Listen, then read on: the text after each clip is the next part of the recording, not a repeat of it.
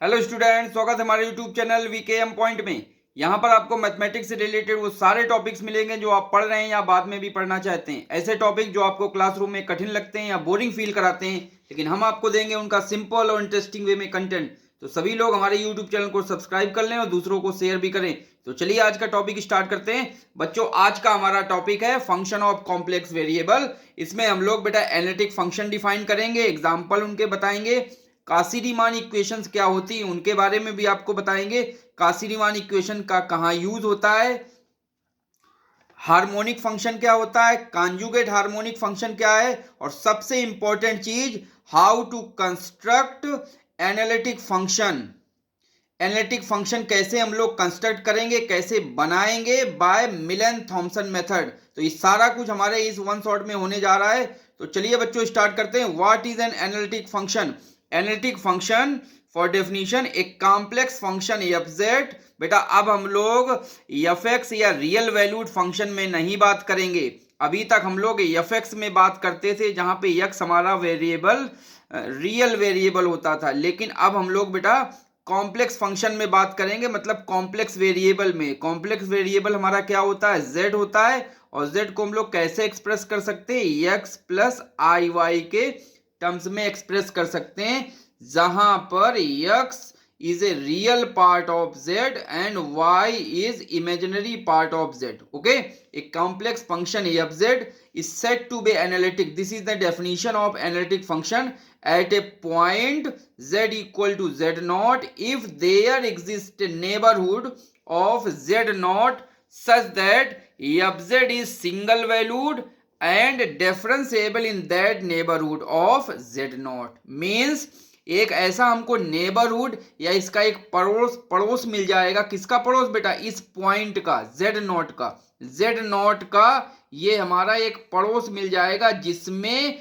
हमारा function differentiable होगा। Means उसका डी बाई डी एक्स निकालेंगे तो वो एग्जिस्ट करेगी value, then it is called analytic function. A function is said to be analytic in a domain D if it is an analytic at each point of D. Means एक domain बेटा बड़ा सा एक क्षेत्र है, domain की हिंदी क्षेत्र होती है, बड़ा सा है, इसमें बहुत सारे पॉइंट्स का कलेक्शन है। अगर ईच पॉइंट पे हमारा फंक्शन एनालिटिक है तो इस डोमेन में भी ये हमारा फंक्शन एनालिटिक होगा। ये इस लाइंस का मतलब है। Now the examples of analytic function: e के power z, sine z, cos z. बेटा सब अब जेड में आएगा। आपका जो वेरिएबल यहां से ट्रीट किया जाएगा कॉम्प्लेक्स फंक्शन में, एनालिटिक फंक्शन में, वो जेड वेरिएबल होगा। Polynomial function in Z over bounded domain are the examples of analytic functions. These are the examples of our analytic function. Now there is a very important thing, can we here we write and you all the student can memorize and learn, which is सबसे पहले बेटा हम लोग जब अभी define करते थे real function y equal to f x हम लोग डिफाइन करते थे। बोलो हाँ, यस, ओके। लेकिन अब यहाँ पर हम लोग जो कॉम्प्लेक्स वैल्यूड फंक्शन डिफाइन करेंगे वो किस तरह करेंगे? y की जगह अब हम लोग w लेंगे और एफ एक्स की जगह हम लोग लेंगे एफ जेड। तो y equal to f x हमारा रियल वैल्यूड फंक्शन होता था बेटा, रियल वैल्यूड। लेकिन अब उस सेम सेंस में हम लोग y की जगह लेंगे w, तो w equal to f Z equal to हम लोग कॉम्प्लेक्स वैल्यूड फंक्शन डिफाइन करेंगे। ये आप मेमोराइज कर लीजिए। तो w is equal to f z and the value of f z is equal to u plus i v. Okay, so दोनों को एक साथ बेटा कंबाइन करें तो w is equal to f z u plus i v, और w equal to f z. चूंकि यहाँ पे u और v हमारे जो फंक्शन होते हैं बेटा x और y के होते हैं, तो उन्हीं के टर्म्स में यहाँ पे लिखा गया है u x y plus i v x y, and z is called equal to x plus i v. हमारा कॉम्प्लेक्स वेरिएबल है। u को हम लोग बेटा real part of f z कहेंगे और v को हम लोग imaginary part of f z कहेंगे। तो देखो बच्चों, जो मैंने आपको कहा था आई थिंक आपको समझ में आ रहा होगा। F Z equal to u plus i v, दोनों तरफ क्या करें? u में i तो है नहीं, तो ये रियल पार्ट होगा, और जिसमें i होगा वो बेटा हमारा इमेजिनरी पार्ट होगा। किसका? एफ जेड फंक्शन का। तो इमेजिनरी पार्ट है v and real part is u of f z. Now there is a very important theorem you can learn. What are the conditions of analytic function? In this theorem we can define which are the condition to make an analytic function. So the theorem is, this is very important theorem, the function w equal to f Z equal to u plus i v. बेटा ये लिखने का एक ढंग है बस. अगर simple सा हम यहाँ पे कहना चाहें तो the function f z, simple सा ऐसे भी कह सकते हैं, then it is right. But ये एक लिखने का ढंग है. The function w equal to f Z equal to u plus i v is an analytic function in domain d if and only if. Number first, there are two conditions. It satisfies Cauchy-Riemann equations in D, and this is called necessary condition. And four derivatives ux, uy, vx, vy are exist and continuous in D. This is the sufficient condition of analytic function. So a function is an analytic function if and only if. बेटा function हमारा कोई भी function analytic होगा. क्यों? If and only if it satisfy to conditions. Okay, दो conditions अगर हमारी satisfy हो जाए. This is very important question. आपके एग्जाम में एक सवाल आ सकता है कि prove that function is not analytic function. तो हम लोग क्या करेंगे, इन दोनों में से कोई भी एक कंडीशन हमारी जो ना सेटिस्फाई होगी, then we say that f z is not analytic function. तो जिसमें सबसे आसान कंडीशंस होती है हमारी Cauchy Riemann equation, these are the necessary conditions. तो अगर हमारी कासी-रीमान इक्वेशन बेटा ना सेटिस्फाई हो, मेरी बातों को बेटा समझो, जो मैं बोल रहा हूं समझना. अगर आपके एग्जाम में क्वेश्चन आता है prove that f z is not analytic function, और हम ये प्रूव कर दें कि Cauchy-Riemann equations are not satisfy, this means our function is not analytic. तो एनालिटिक फंक्शन होने के लिए बेटा दो कंडीशंस आपको सेटिस्फाई होनी चाहिए, Cauchy-Riemann equations and four partial derivatives are continuous. Okay, first is necessary condition and second is sufficient condition. Okay, what are the Cauchy-Riemann equation? अब बेटा Cauchy-Riemann equations क्या होती है उनको बेटा याद कर लो. याद करने की हम आपको अभी शॉर्ट ट्रिक भी दे रहे हैं फटाफट. तो what are the Cauchy-Riemann equation? तो बेटा ये लिखा है let w equal to f Z equal to u plus i v. बेटा लिखने का ढंग है is an analytic function, then the equations ux का मतलब बेटा क्या होता है, एक बार पार्शियल डिफरेंशिएशन है x के रिस्पेक्ट में, और vy का मतलब क्या है, v को y के रिस्पेक्ट में पार्शियल डिफरेंशिएशन है. तो हमारी Cauchy-Riemann इक्वेशंस क्या है बेटा, दो Cauchy-Riemann इक्वेशंस होती हैं, पहली ये और सेकंड ये. ओके, तो ux equal to vy and uy equal to minus vx. बेटा इसको याद कर लीजिए. These are the Cauchy-Riemann equations and these are the important equations. आपके एग्जाम में क्वेश्चन आता है तो कहीं ना कहीं Cauchy-Riemann इक्वेशन का जरूर यूज होगा. तो आपको इक्वेशंस जरूर लिखनी पड़ेंगी, और अगर आप लिख देंगे तब भी आपको कुछ ना कुछ इसमें मार्क्स जरूर मिलेंगे. तो ये बेटा आप लोग लर्न कर लीजिए, मेमोराइज कर लीजिए. ओके, और बेटा ये जो u और v हमारे ये जो है ना, ये दो फंक्शन, ये है हमारा रियल पार्ट, ये इमेजिनरी पार्ट. तो इस पार्ट को देखो, एक बार x के रिस्पेक्ट में किया, इसको एक बार y के रिस्पेक्ट में किया, दोनों की वैल्यू सेम आनी चाहिए. फिर एक बार हमने क्या किया है, u को y के रिस्पेक्ट में किया है और v को x के रिस्पेक्ट में किया है, दोनों की वैल्यू सेम आनी चाहिए, लेकिन ये निगेटिव साइंस रहेगा. याद करने की ट्रिक्स बता दें, चलो बताते हैं बेटा. पहले जरा इनको, ये तो शॉर्ट फॉर्म में लिखा है, इसको लॉन्ग फॉर्म में कैसे लिख सकते हैं, ux को लिख सकते हैं del u by del x equal to vy को लिख सकते हैं del u by del y. I think आपको समझ में आ गया होगा. और uy को लिख सकते हैं del u by del y, और माइनस vx को लिख सकते हैं del v by del x. तो ये दोनों बेटा ये जो फॉर्म है ये अलग अलग फॉर्म है. ये एक फर्स्ट फॉर्म हमने दिया है और ये एक हमारा सेकंड फॉर्म है. तो जिसमें भी आपको याद करना हो वो याद कर लीजिएगा. These are called Cauchy-Riemann equation and in short it is called CR equations. Okay, तो बेटा आई थिंक सब लोग लर्न कर लो. अब याद करने की ट्रिक्स, याद करने की ट्रिक मेरी बहुत अच्छी है, जरा याद करना बेटा. देखो मैं क्या लिख रहा हूं, समझना ध्यान से. लिख दो एक बार u इक्वल टू v और u equal to v. I think इतना तो लिख ही लोगे, u equal to v, u बराबर v, u बराबर v. ओके, हो गई बेटा Cauchy-Riemann equations, u equal to v, u equal to v. ठीक, अब पहले में x लगा दो, दूसरे में y लगा दो, कोई दिक्कत नहीं। क्यों? क्योंकि u है पहले और v है बाद में। इधर u है पहले, v है बाद में, तो इसी तरह पहले x लगा दो, y लगा दो, सीरियल से लग गया। लेकिन अगर उल्टा लगाओगे तो माइनस लगेगा। अगर यहाँ पे y लगा देते हैं और यहाँ पे x लगा देते हैं तो हमारा रोटेशन चेंज हो गया बेटा, और चेंज होने पे यहाँ पे हम लोग क्या लगा देंगे? माइनस। बताओ बेटा, याद हुई? शॉर्टकट मेरा कॉची-रीमान इक्वेशंस का याद हुआ? कभी नहीं भूलोगे। तो कैसे, एक बार फिर से मैं रिपीट करता हूं, u equal to v, u equal to v. Okay,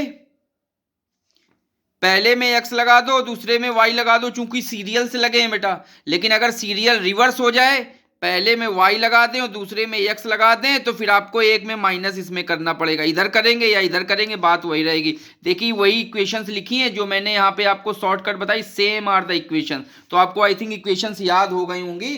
अब आते हैं हम लोग हार्मोनिक फंक्शन क्या है उसको डिफाइन करते हैं।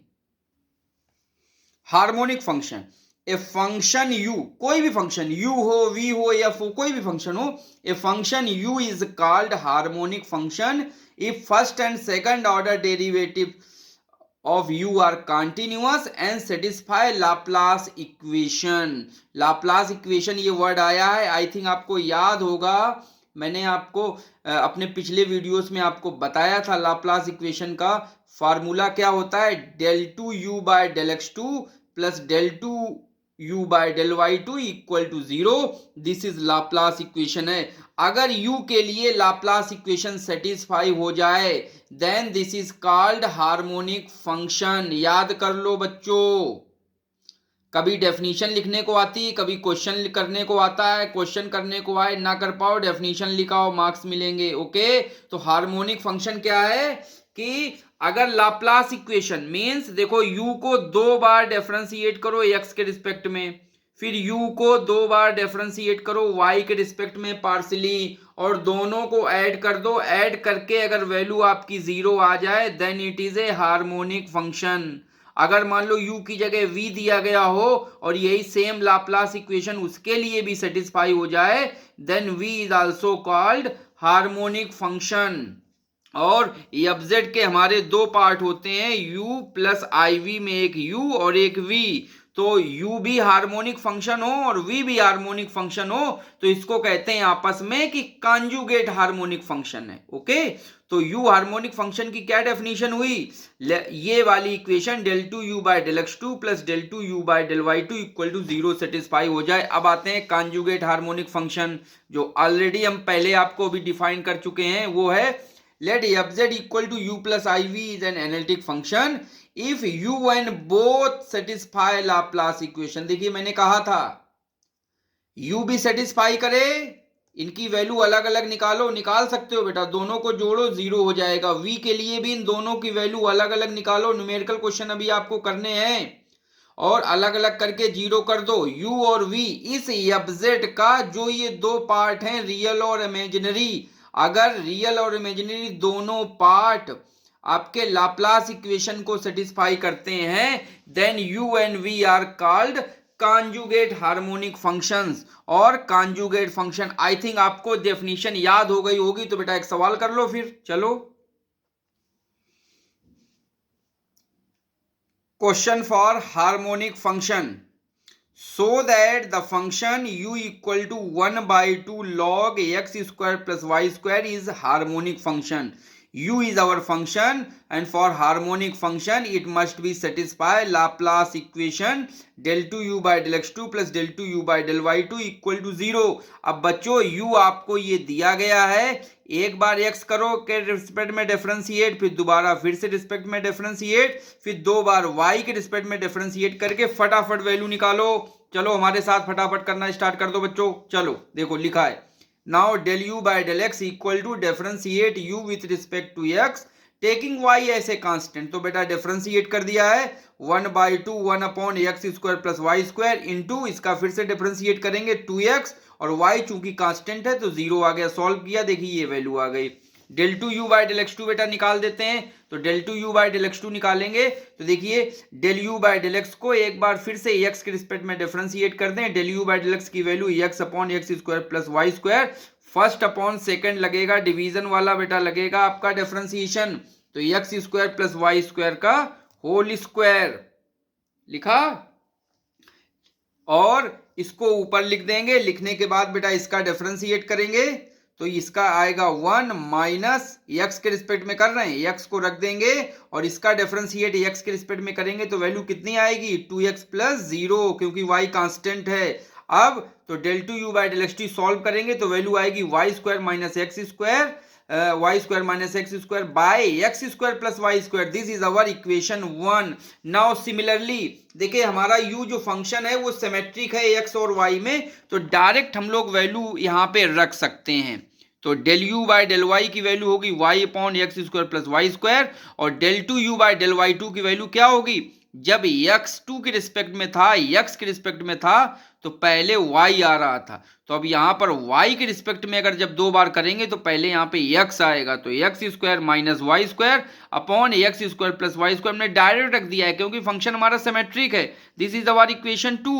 1 और 2 को बेटा ऐड कर दो, लाप्लास इक्वेशन आपकी बन जाएगी। देखिए क्या वैल्यू आ गई और आपका प्रूव हो गया u is a harmonic function.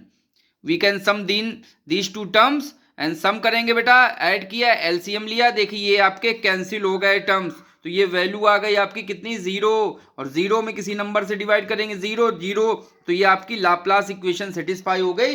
Then this is our harmonic function. Okay, I think बच्चों को समझ में आ गया होगा।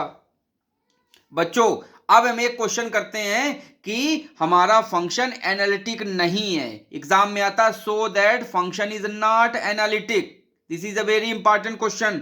सो एक क्वेश्चन हम लोग इसका भी करते हैं। This is very important question for prove that fz equal to z plus 2z bar is not analytic function is anywhere. Okay, so how can handle this question? We have given that fz equal to z plus 2z bar.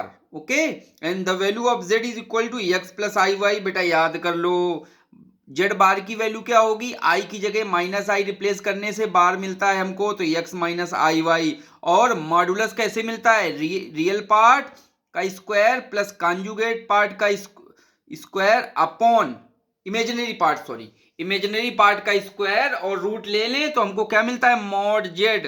तो ये बेटा तीनों चीजें आप लोग याद कर लें, हमारे लगता है सारे बच्चों को याद होगी ऑलरेडी। तो ये एफ जेड हमारा क्या दिया है बेटा, जेड प्लस 2z बार। तो सबसे पहले कोई भी आपको क्वेश्चन आ जाए और ये प्रूव करना हो कि इट इज नॉट एनालिटिक, तो एफ जेड को एक्स वाई के टर्म्स में पहले तो बेटा ब्रेक करो ब्रेक। तो अगर मान लो ब्रेक है एक्स वाई के टर्म्स में है, तब फिर हम लोग रियल और इमेजिनरी इक्वेट करके u और v की वैल्यू निकालेंगे। लेकिन अगर आपका फंक्शन z में दिया गया है तो सबसे पहले z और z बार की वैल्यू देखिए बेटा यहाँ पे हमने पुट कर दी। ओके, इसको बेटा ऐड कर दिया, ऐड करेंगे तो देखिए 2x और x 3x हो गया, और यहाँ पे आई वाई ये माइनस 2i है, तो सब्ट्रैक्ट होके कितना बचेगा माइनस आई वाई बचेगा। तो एफ जेड की वैल्यू आ गई 3x माइनस आई वाई, इक्वेशन 1 मैंने मान लिया। अब इसको किससे कंपेयर करेंगे बेटा, f Z equal to u plus i v से कंपेयर करेंगे, क्योंकि काशी रीमान इक्वेशंस में हमको u और v चाहिए रहता है। तो u v रहने के लिए हम लोग पहले एक्स वाई में इसको ब्रेक कर लेंगे, कर लिया, रियल अलग इमेजिनरी पार्ट अलग, then we compare with f Z equal to u plus i v. इसको भी याद रखिएगा हमेशा कि complex function f Z equal to u plus i y के टर्म्स में लिखते हैं। तो बेटा कंपेयर करें तो u की वैल्यू आएगी 3x और v की वैल्यू आएगी माइनस वाई। अब बेटा काशी रीमान इक्वेशंस हम लोग लिख देते हैं, लिखते देखते हैं काशी रीमान इक्वेशन लिखने पर क्या काशी रीमान इक्वेशन सेटिस्फाई हो रही हैं कि नहीं हो रही हैं। अगर नहीं होंगी then it is not analytic function, क्योंकि जो मैंने आपको थ्योरम बताई थी तो वो आपको बताती है अगर Cauchy Riemann equation not satisfy then it is not analytic function. और मे बी अगर आपको कहीं काशी रीमान इक्वेशन सेटिस्फाई हो जाती हैं तब क्या करना है, तब आपको बेटा सेकंड कंडीशन पे आना है कि 4 पार्शियल डेरिवेटिव आपके कॉन्टिन्यूअस होने चाहिए। अगर कॉन्टिन्यूअस नहीं है तो फिर एनालिटिक फंक्शन नहीं है। ओके, तो मैक्सिमम क्वेश्चन तो यहीं से हो जाते हैं काशी रीमान इक्वेशन से, और अगर नहीं होते हैं तो फिर हम कॉन्टिन्यूटी पे चले जाते हैं। तो बेटा ux की वैल्यू कितनी आएगी, u को u क्या है हमारा 3x है ना, तो u को बेटा x के रिस्पेक्ट में करेंगे। देखो ये हमने काशी-रीमान इक्वेशन लिख दी है, याद करने की ट्रिक भी मैं बता दी हूँ, तुरंत लिखा करो बेटा अपनी कॉपी में। तो x के रिस्पेक्ट में करेंगे 3, y के रिस्पेक्ट करेंगे -1, और यहाँ पे y के रिस्पेक्ट में करेंगे u को तब तो 0, और v को x के रिस्पेक्ट में करेंगे तो 0। तो बेटा ये वाली तो सेटिस्फाई हो रही है, लेकिन ये 3 इक्वल टू -1 नहीं होता है, तो डज नॉट इक्वल टू -1, तो ये नॉट सेटिस्फाई है बेटा, ये नॉट सेटिस्फाई है। तो first is not satisfy, hence CR equation is not satisfy, so our FZ is not analytic function because our necessary condition is CR equation. CR equation हमारी necessary condition है जो हमारी satisfy नहीं हुई है, hence our function is not analytic. तो बेटा exam purpose से अगर कभी नॉट एनालिटिक का क्वेश्चन आए तो एक बार काशी-रीमान इक्वेशन इस मेथड से चेक करो, अगर वो नॉट सेटिस्फाई है then you pack up your question and write that this is not analytic function. Okay, now we go to very important topic which is construction of analytic function. My dear students, we can now study the very important concept of analytic function. How can we determine an analytic function? In this we can find conjugate function u or v or direct function fz, and we can use to find an analytic function or construct an analytic function by Millen-Thomson method. Millen-Thomson method is a very important method to find out the analytic function fz. बच्चों ये हमारा बहुत ही important concept है, मिलन Thomson method से हम लोग analytic function find out करेंगे। Exam purpose से वेरी इंपॉर्टेंट टॉपिक है, हर बार हर जगह एग्जाम में आता है, गेट एग्जाम में भी आपके इंपॉर्टेंट है, नेट एग्जाम में भी आपके इंपॉर्टेंट है, बीटेक के लिए भी इंपॉर्टेंट है, या जहां भी आपका कॉम्प्लेक्स वेरिएबल में एनालिटिक फंक्शन डिफाइन होता है वहां के लिए बेटा ये वेरी इंपॉर्टेंट कॉन्सेप्ट है, और हम लेके आए हैं आपके लिए वेरी इंपॉर्टेंट क्वेश्चन। तो बेटा चलिए हम लोग मिलन थॉमसन मेथड कैसे करते हैं, एक क्वेश्चन की मदद से उसको समझने का प्रयास करेंगे, और वीकेएम पॉइंट का भरोसा है कि आपको ये मेथड 100% समझ में आएगा। तो न question is determine an analytic function fz in terms of z whose real part is e के power -ax, ax sin y minus y cos y. Means आपको बेटा एक एनालिटिक फंक्शन फाइंड आउट करना है in terms of z whose real part means the value of u is given as e के power -ax, ax sin y minus y cos y. ठीक है, we know that, हम क्या जानते हैं बेटा, हमने आपको याद कराया है u equal to fz equal to u plus IV, आंख बंद करके हर क्वेश्चन में आपको लिखना ही है, वेयर u क्या है real part and v is a imaginary part of function fz। Okay, अब बेटा एक वेरी इंपॉर्टेंट फार्मूला आपको हम बताने जा रहे हैं जिसको आपको सीधे डायरेक्ट याद करना है। वो फार्मूला है बेटा f डैश को जो हम एक बार डिफरेंशिएट करेंगे, जैसे f डैश जेड, तो f डैश जेड का मतलब क्या होता है, एक बार डिफरेंशिएट कर रहे हैं तो dw बाय dz आ जाएगा, क्योंकि z के रिस्पेक्ट में हम लोग डिफरेंशिएट कर रहे हैं। I think agree to all you my students. तो f डैश जेड की वैल्यू आएगी dw बाय dz, और ये वैल्यू बराबर हो जाएगी किसके, is it equal to del w by del x, means partial differentiation हो जाएगा यहाँ पे, और z की जगह x आ जाएगा। कुछ बच्चों को नहीं आ रहा होगा समझ में, लेकिन बेटा इसको अगर नहीं आ रहा तो याद कर लीजिए, क्योंकि एनालिटिक फंक्शंस के लिए कोई भी पाथ से हम जाएंगे तो वैल्यू सेम रहती है। काशी-रीमान इक्वेशन में इसी का यूज करके हम लोग काशी-रीमान इक्वेशन प्रूव करते हैं। तो आपको लर्न करना dw by dz equal to होता है del w by del x, और w की वैल्यू फिर क्या है u प्लस IV, और इससे फिर डिफरेंशिएट कर देंगे तो हमारा फार्मूला क्या बनता है, सीधे डायरेक्ट आप लोग याद कर लेंगे, सीधे डायरेक्ट आप लोग इसका यूज करें, f dash z equal to del u by del x plus I del v by del x, this is equation number 1। And how much we given, बेटा लर्न एज ए फार्मूला, इसको याद कर लो फटाफट, तो सीधे direct आप exam में use कर सकते हो। और हमको गिवन क्या है बेटा, बताओ जल्दी से, गिवन है हमको u गिवन है। कभी कभी आपके क्वेश्चंस में बेटा यहाँ पे v दिया होता है, तो अगर u दिया है ध्यान से समझना मेरी बात, अगर u गिवन है तो आपको इसमें पूरा का पूरा u बनाना है, और अगर यहाँ पे v दिया गया है तो यहाँ पे पूरा पूरा v बनाना है। v दिया होने पे यहाँ पे v होना चाहिए और यहाँ भी v होना चाहिए। तो काशी रीमान इक्वेशन से बदल दें, क्योंकि यहाँ पे मेरे क्वेश्चंस में तो u दिया है, the value of u is e के power minus x, x sine y minus y cos y. तो अब आपको इसको पूरे u में चेंज करना है, तो ये तो ठीक है, लेकिन यहाँ पे del v by del x है, ये नहीं ठीक है। तो इसको बेटा बाय काशी रीमान इक्वेशन से इसको u में चेंज कर लेंगे। आई थिंक आपको समझ में आ गई होगी। u गिवन पूरा पूरा u, v गिवन पूरा पूरा v, अगर नहीं है तो चेंज कर लेंगे किससे, by Cauchy Riemann equation convert in u। देखिए मैंने लिखा हुआ है, ओके। तो vx की वैल्यू कितनी हो जाएगी, vx की वैल्यू हो जाएगी माइनस ui। तो यहां पे आ जाएगा f dash z equal to del u by del x minus i del u by del y, okay.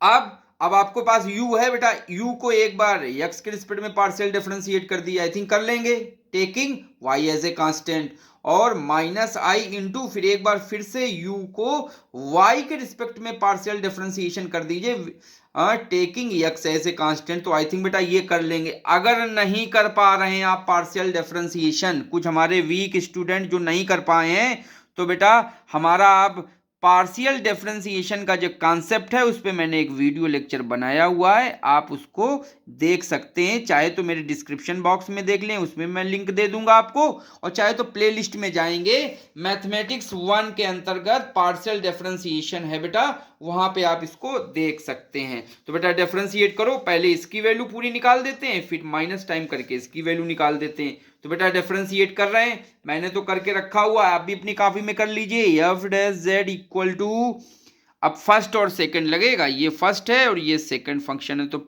First we can write and differentiation with respect to x, this is second. तो x का differentiation 1, sine y constant है तो यहाँ पे रहेगा minus, ये पूरा Y में है, कांस्टेंट रहेगा तो 0 हो जाएगा, प्लस अब बेटा ये पूरा का पूरा यहाँ पे रख दिया सेकंड फंक्शन, इंटू ई के पावर माइनस एक्स का डिफरेंशिएशन करेंगे, किसके रिस्पेक्ट में, एक्स के रिस्पेक्ट में आएगा, यहाँ पे माइनस आएगा बेटा, वो छूट गया था, ओके। आई थिंक समझ में आ गया होगा आपको। और माइनस टाइम ये आई, माइनस टाइम आई, और बेटा इसको डिफरेंशिएट करेंगे अब फर्स्ट और सेकंड, लेकिन y के रिस्पेक्ट में। तो इसको बेटा ऐसे कांस्टेंट मैंने रख दिया और इसको y के रिस्पेक्ट में कर लें, तो ये तो बेटा ये तो कांस्टेंट ही रहेगा, इसी का केवल होगा, तो x और साइन y का differentiation cos y। I think बेटा समझ में आ गया होगा आपको, ओके। और माइनस y cos y में बेटा फर्स्ट सेकंड लग जाएगा, क्योंकि y के रिस्पेक्ट में कर रहे हैं, तो y को बेटा रख दिया, और cos का करेंगे तो माइनस साइन वाई, ठीक है। ये माइनस जो बीच में था वो मैंने यहां लगा दिया। अब cos y वैसे रख देंगे और y का करेंगे तो 1 हो जाएगा, तो यहाँ पे 1 हो गया y, तो देखिए केवल cos y ही बचा है। तो आई थिंक इतना आपको समझ में आ गया हो। इसको थोड़ा सॉल्व करके बेटा रखते हैं, तो और मिलन थॉमसन मेथड क्या है, बस वही आने वाला है आपके पास। थोड़ा बच्चों थोड़ा सॉल्व कर देते हैं। F dash z equal to e के power minus x sine Y.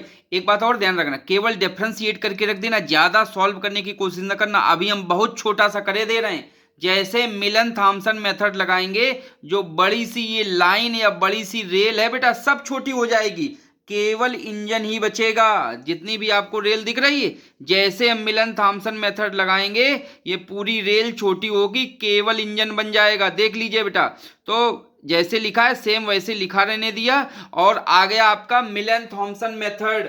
What is a Milne Thomson method? Milne Thomson method is to find out analytic function. और क्या पुट करते हैं, क्या है मिलन थॉमसन मेथड? तो लिखेंगे by Milne Thomson method put x की जगह बेटा z पुट कर दो, y की जगह बेटा 0 पुट कर दो, और इंटीग्रेट कर दो with respect to z। This is an Milne Thomson method. याद कर लो, अपने दिमाग में बात सेट कर लो, मैंने क्या बताया है बेटा, जहां जहां x लिखा है वहां वहां z कर दो, जहां जहां y लिखा है वहां वहां 0 कर दो, जो कुछ बचे उसको इंटीग्रेट कर दो with respect to z, then this is called Milne Thomson method. So here we can put x equal to z and y equal to 0 and integrate with respect to z. Now the value is, देख लो बेटा, F dash z की जगह F dash Z e के power minus x है तो Z हो जाएगा, तो ई के पावर माइनस जेड इंटू ये क्या लिखा है साइन वाई, और वाई की जगह 0 है तो साइन 0 की वैल्यू होती है 0, तो ये देखिए 0 आ गया. ई के पावर माइनस एक्स है तो आ गया ई के पावर माइनस जेड, ब्रैकेट लगा है, एक्स की जगह आ जाएगा जेड, साइन वाई फिर से 0 माइनस ये दोनों y में था तो ये y 0 होने के कारण ये 0, और ये -1 यहां से मल्टीप्लाई था तो वो लगा हुआ है, लेकिन कोई फर्क नहीं पड़ेगा क्योंकि ये पूरा 0 और ये भी पूरा 0. नीचे से ही कुछ मिलेंगे टर्म्स बेटा, माइनस आई ई के power minus Z bracket Z into cos 0, और कॉस 0 की वैल्यू आएगी 1 प्लस ये भी 0 हो जाएगा और -1 होगा, तो इतना बचेगा. ठीक, सॉल्व करके बेटा रख देते हैं. देखिए वैल्यू कितनी आ गई, आई थिंक समझ में आ गया होगा. तो वैल्यू आई ये 0 ये 0, ये केवल बचा माइनस आई के पावर माइनस जेड और जेड -1 बचा ये, और इंटीग्रेट करते हैं अब. तो इंटीग्रेट जेड के रिस्पेक्ट में करेंगे तो देखिए ये इंटीग्रेशन डीजेड डीजेड और ई के power minus Z into Z -1 ये इंटीग्रेट करना है. तो बेटा फर्स्ट फंक्शन बनेगा यहाँ पे, माइनस आई मैंने बाहर रखा हुआ है तो z -1 को फर्स्ट फंक्शन मान लो, e के पावर माइनस जेड को सेकंड फंक्शन मान लो, और इंटीग्रेट कैसे करेंगे, इंटीग्रेट बाय पार्ट्स. तो इंटीग्रेट बाय पार्ट्स से कर दो. जो हमारे वीकेएम पॉइंट चैनल को देख रहे हैं वो जानते हैं कि वीकेएम पॉइंट जो सर हैं वो इसको इंटीग्रेट बाय पार्ट से करेंगे तो मुश्किल से 10 सेकंड में कर देंगे, और वो बाय पार्ट का उनका शॉर्टकट मेथड है. तो वो शॉर्टकट मेथड क्या है बेटा, integrate part shortcut method differentiation लिख दीजिए, इंटीग्रल लिख दीजिए. अब जो फंक्शन आपका 0 हो जाए बार बार डिफरेंशिएशन करने से, वो डिफरेंशिएशन के नीचे लिख लो और दूसरा वाला फंक्शन इंटीग्रल के नीचे लिख दो. इसको बेटा डिफरेंशिएट करते चले जाओ जब तक ये 0 ना हो जाए. ओके, और उतनी बार इसको इंटीग्रेट करते चले जाओ. तो ई के पावर माइनस जेड, इसका इंटीग्रेशन ई के पावर माइनस जेड अपॉन -1, फिर से इंटीग्रेट करेंगे तो ई के power minus Z, minus minus से प्लस हो जाएगा. और तिरछा मिलाना है, सीधा नहीं मिलाना है. कभी किसी से नजरें सीधी नहीं मिलाते हैं, हमेशा तिरछी नजरें ही मिलाते हैं. तो बेटा तिरछा मिलाएंगे तो ये यहाँ इससे मिलेगा इस लाइन से, ये इससे लाइन से मिलेगा, और इस जो ये लाइंस आपने जितनी भी खींची उसमें अल्टरनेट पॉजिटिव निगेटिव आप रख दीजिए. अब पूरा का पूरा ये बंडल मल्टीप्लाई करा दीजिए, ये इसमें मल्टीप्लाई करके एक दूसरे को प्लस के साथ में लिख दें तो जो हमारा आएगी वैल्यू वही इसका इंटीग्रेशन बाय पार्ट्स हो जाएगी. तो F Z equal to minus i, देखिए लिखा था माइनस आई ब्रैकेट इसका मल्टीप्लाई, तो माइनस जेड -1 इंटू ई के पावर माइनस जेड, और ये minus plus minus minus e के पावर माइनस जेड और plus constant of integration plus C. थोड़ा सॉल्व कर दें बेटा, इसका इसमें मल्टीप्लाई करा दें. देखिए दो टर्म आपके कैंसिल हो गए. कैंसिल होने के बाद देखिए आपका फंक्शन आ गया answer f Z equal to, minus का अंदर मल्टीप्लाई करा लेंगे, आई जेड ई के power minus z plus c. This is our analytic function. Okay, तो कंस्ट्रक्शन हमारा पूरा हो गया मिलन थॉम्सन मेथड से. हमको u गिवन था, उस u गिवन से हमने एक एनालिटिक फंक्शन कंस्ट्रक्ट कर लिया, बना लिया, डिटरमाइन कर लिया.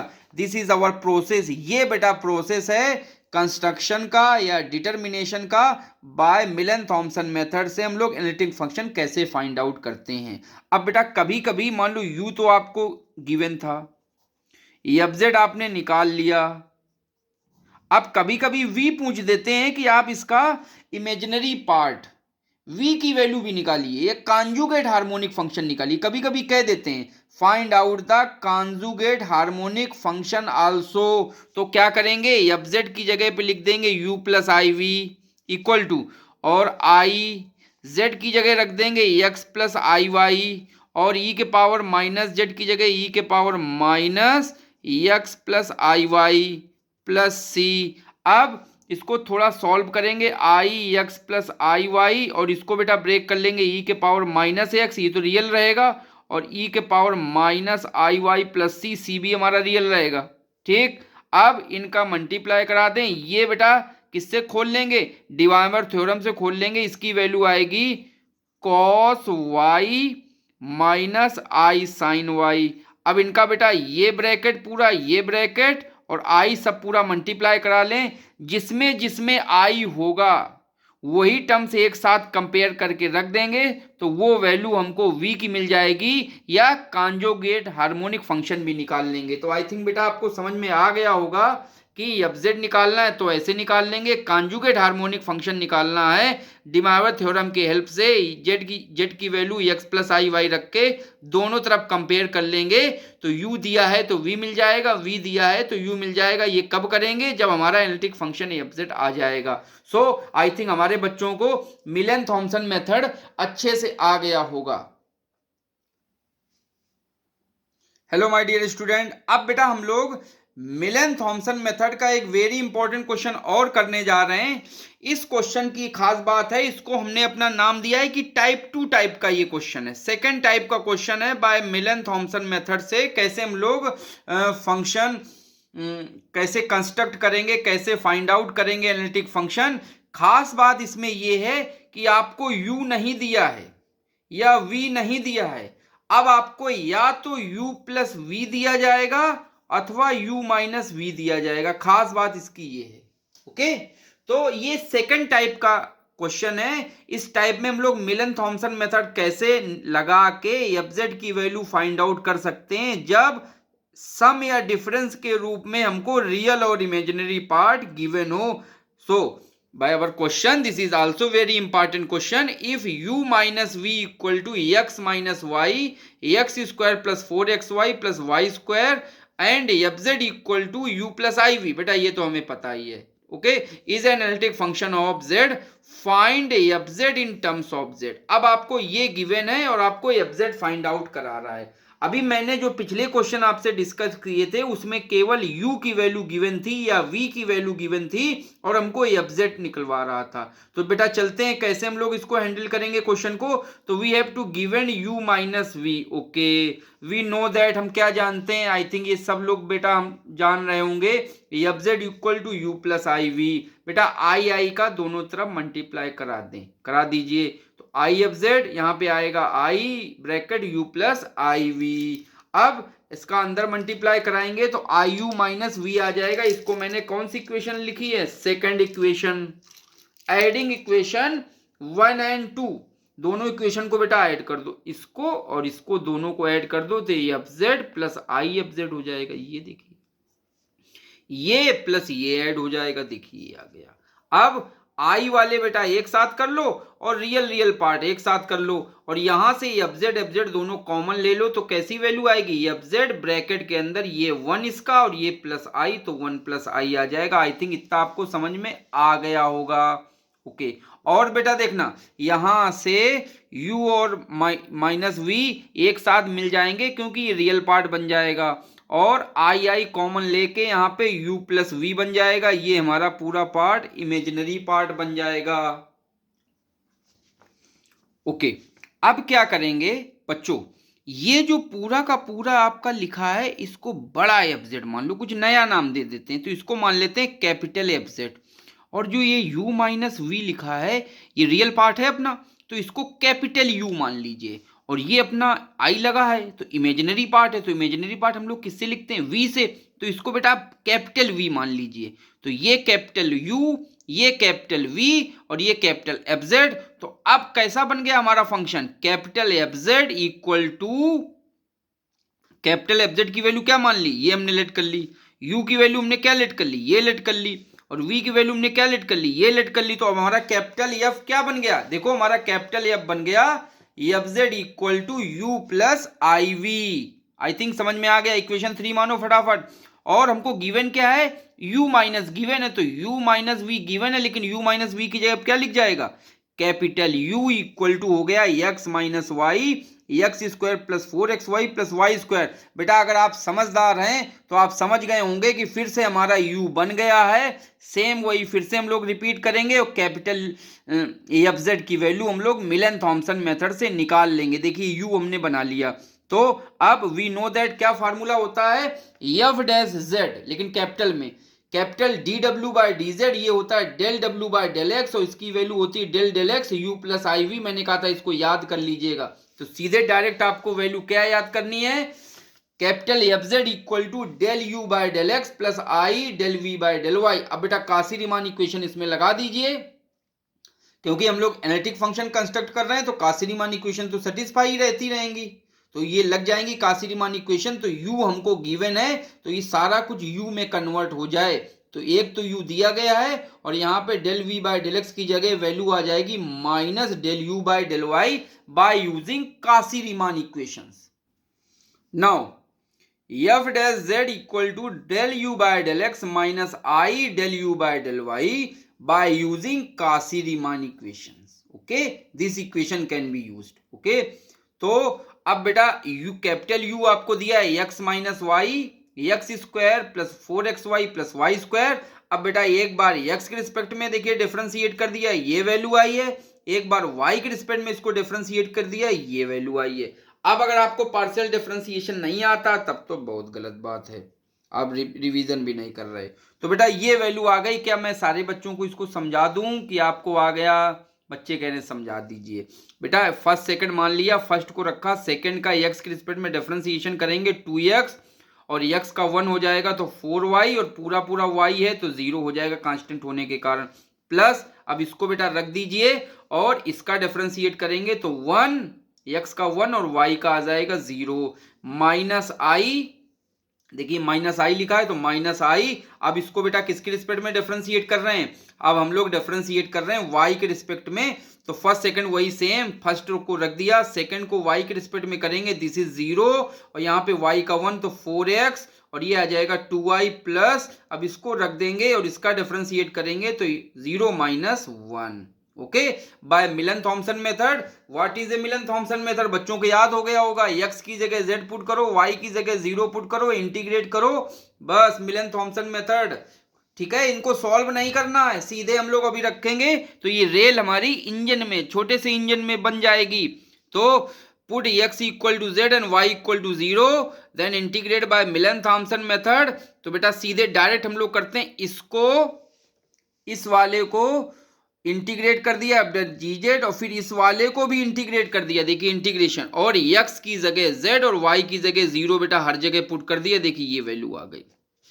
थोड़ा सा सॉल्व करेंगे तो ये आ जाएगा 2z square plus Z square minus i bracket के अंदर, इसके अंदर ये आ जाएगी value 4z square minus Z square. Solve करेंगे तो यहां से आ जाएगी 3z स्क्वायर। अब तो 3z स्क्वायर बेटा दोनों में सेम है, देखिए 3z स्क्वायर आ गई।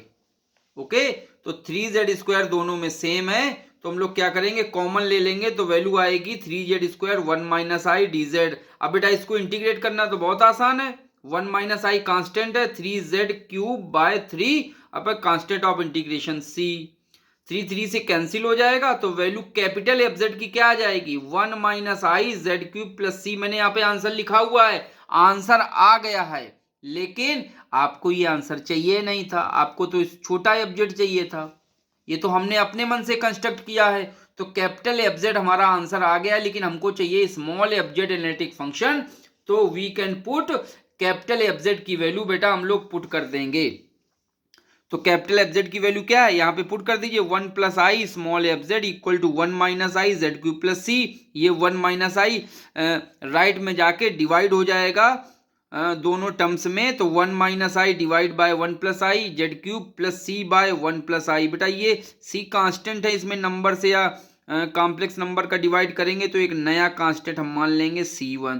और ये चीज जो लिखी है आई थिंक बेटा रेशनलाइजेशन आपने क्लास 7th 8th 9th में बहुत किया होगा, 10th 12th में भी किया होगा। तो रेशनलाइजेशन कर दें इसका, तो 1 प्लस आई है तो इससे बदल के साइन मीन्स 1 माइनस आई ऊपर नीचे मल्टीप्लाई कर दें, तो देखिए ये वैल्यू आ गई। अब ये होल स्क्वायर बन जाएगा और ये ए स्क्वायर माइनस बी स्क्वायर का फार्मूला लग जाएगा। रेशनलाइजेशन आई थिंक समझ में आ गया होगा बेटा। तो रेशनलाइजेशन किया, देखिए 1 माइनस आई का whole square and 1 square minus i square because a square minus b square का फार्मूला लगा, जेड क्यूब सेम रहा प्लस C1 हो गया कांस्टेंट। अब इसका होल स्क्वायर खोलेंगे तो 1 का स्क्वायर प्लस आई स्क्वायर दोनों का मल्टीप्लाई माइनस 2i और ये 1 और आई स्क्वायर की वैल्यू कितनी होती है, ना याद हो तो नोट कर लो, -1 होती है। तो ये माइनस और इसका आई स्क्वायर से -1 तो प्लस हो जाएगा, तो ये 2 टाइम्स हो जाएगा। ऊपर वाले आई स्क्वायर से ये बेटा कैंसिल हो जाएंगे, -2i बचेगा, कैंसिल होके 2 वैल्यू आ जाएगी -i। ठीक है, तो एफजेड हमारा क्या आ गया बेटा हमारा आंसर आ गया। एफजेड इक्वल टू, बड़ा सा क्वेश्चन था, कठिन था क्वेश्चन था, लेकिन वेरी इंपॉर्टेंट क्वेश्चन था। F z equal to -iz³ + c1, this is our answer. Hence, this is our analytic function fz which can be construct from u minus v। बेटा ये हमारा एनालिटिक फंक्शन कहां से कंस्ट्रक्ट किया गया है, u माइनस वी से। तो कभी कभी एग्जाम में u माइनस वी दे के कंस्ट्रक्ट कराते हैं या u प्लस डी के भी कंस्ट्रक्ट करा सकते हैं। बच्चों अब वीडियो स्किप ना करो, अब कुछ इंपॉर्टेंट क्वेश्चन हम देने जा रहे हैं आपको, important practice question for your examination. Practice questions. First है, prove that fz equal to z mod z is not analytic function. बेटा z को कन्वर्ट कर देना x प्लस आई वाई में, mod z भी √x² प्लस y² हो जाएगा। CR equation लगाएंगे, सेटिस्फाई नहीं करेगा, hence function is not analytic. Second question, so that function ux y, बेटा ux कॉमा y बोलें चाहे केवल सिंपल सा u बोलें, x के power 4 - 6x² y² plus y के power 4 is harmonic function and also find analytic function fz। इसमें बेटा दो क्वेश्चन है, याद रखना। पहला क्वेश्चन है कि इसको हार्मोनिक प्रूव करना है, मींस देखिए मैंने यहाँ पे हिंट दी है, लाप्लास इक्वेशन से सेटिस्फाई कराना है। del2u/del_x2 की वैल्यू अलग से इसके लिए निकालिए, del2u/del_y2 की वैल्यू इसकी अलग से निकालिए, दोनों का सम अप करेंगे 0 आ जाएगा, then this u is our harmonic function. अब सेकंड क्वेश्चन पे आते हैं, इस फंक्शन का हमको एनालिटिक फंक्शन कंस्ट्रक्ट करना है, बनाना है, फाइंड आउट करना है। तो मिलन थॉमसन मेथड से पहले तो हम लोग फार्मूला जो याद किया f' का वो लगाएंगे, मिलन थॉमसन मेथड लगाएंगे और लगाने के बाद सॉल्व करेंगे, तो आपका जो आंसर आएगा वो ये लिखा हुआ है z के power 4 + c1। Third question is so that the function x³ - 3xy² is harmonic, find the corresponding analytic function। बेटा इसमें भी दो पार्ट हैं, आपको हार्मोनिक प्रूव करना है और आपको करस्पॉन्डिंग एनालिटिक फंक्शन निकालना है। तो ये इक्वेशन सेटिस्फाई करा देंगे और मिलन थॉमसन मेथड से इसको कंस्ट्रक्ट करेंगे, बनाएंगे, निकालेंगे, तो fz की वैल्यू बेटा z³ + c1 आएगी, ये इसका आंसर है। Fourth question, so that e के power x cos y is a harmonic function. इसमें भी दो क्वेश्चन है, find out the analytic function which it is real part. Means पहले तो बेटा इसको u मान लो, क्योंकि कह रहे हैं which is it's real part, ये रियल पार्ट है ये कह रहे हैं, तो इसको u मान लेंगे, ओके। और लाप्लास इक्वेशन सेटिस्फाई हो जाएगी, करा देंगे, तो ये 0 आ जाना चाहिए दोनों को सम अप करने पे, तो आपका ये हार्मोनिक फंक्शन हो गया। और मिलन थॉमसन मेथड से इसको कंस्ट्रक्ट करेंगे, बनाएंगे, फाइंड आउट करेंगे, x = z, y = 0 और इंटीग्रेट करने पे हमारी fz की वैल्यू ये आ जाएगी, दिस इज अवर fz। ये भी इंपॉर्टेंट क्वेश्चन था बेटा, एग्जाम में बहुत आता है। नीचे क्वेश्चन एग्जाम में आता कम है, लेकिन कई बार आ जाता है जब ये क्वेश्चन, तो बच्चे इसको करने में उनको दिक्कत मिलती है, उस दिक्कत को मैं यहाँ पे अभी दूर कर दूंगा। और देखिए क्वेश्चन क्या है, एन इलेक्ट्रोस्टैटिक फील्ड। बेटा ये एप्लीकेशन टाइप का क्वेश्चन है एनालिटिक फंक्शन पे। An electrostatic field in xy plane is given by the potential function phi equal to 3x² y minus y³. Find the stream function and hence find complex potential. This is very important question. तो बेटा यहाँ पे दिया है potential function, तो late phi, अब potential हम लोगों ने तो u और v याद किया था, तो जो आपका फाई होगा वो u का काम करेगा, तो हमने फाई के साथ में u लिख दिया। अब u पे आप क्वेश्चन करेंगे, तो 3x² y minus y³, ऐसा करेंगे तब तो समझ में आ गया। स्ट्रीम फंक्शन को बेटा साई से लिखते हैं और साई हमारा v का काम करता है, तो v की वैल्यू हमारी क्या होगी, ये बेटा आप लोग निकालेंगे तो आंसर आ जाएगा। और ये कैसे आएगा, पहले हम लोग मिलन थॉमसन लगाएंगे तब आएगा। और कॉम्प्लेक्स जो पोटेंशियल है वो हमारा डब्लू का काम करता है, उसे डब्लू कहते हैं कॉम्प्लेक्स पोटेंशियल को, और डब्लू क्या होता है, एफजेड होता है। तो मिलन थॉमसन मेथड से बेटा सबसे पहले एफजेड आएगा, तो I Z minus i Z cube plus C1 ये आपका कॉम्प्लेक्स पोटेंशियल या एफजेड आ जाएगा। और जब आपका एफजेड आ जाएगा तो रियल और इमेजिनरी पार्ट में उसको इक्वेट करेंगे तो आपका स्ट्रीम फंक्शन v मिल जाएगा minus x cube plus 3xy² plus c। आई थिंक आपको समझ में आ गया होगा। तो ये बेटा हमारा वन शॉट था एनालिटिक फंक्शन, मिलन थॉमसन मेथड, हार्मोनिक फंक्शन पे और काशी रीमान इक्वेशंस पे। आई थिंक आपको समझ में आ गया होगा। तो ठीक है, ओके, थैंक यू बेटा। नेक्स्ट वन शॉट के लिए आप देखते रहिएगा VKM पॉइंट।